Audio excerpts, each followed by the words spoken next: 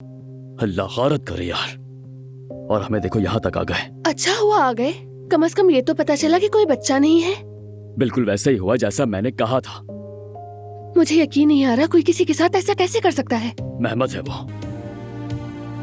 उसने मुझे जाल में फंसाया, फिर खाने पर सबके सामने तस्वीरें दिखाई। वो तस्वीरें भी यकीनन एडिट हुई भी होंगी। मेहमत नहीं रुकेगा जब तक वो हमें अलग नहीं कर देता। वो नहीं रुकने वाला।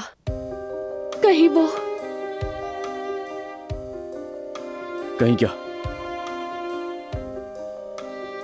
कहीं वो तुम्हें नुकसान न पहुंचा दे, फिर मैं क्या करूंगी? जब तक हम साथ हैं कोई हमें नुकसान नहीं पहुंचा सकता। बेफिक्र हो जाओ मेरी जान, मेरे साथ रहो वही काफी है। मैं सारी जिंदगी मोहब्बत करूंगा तुमसे।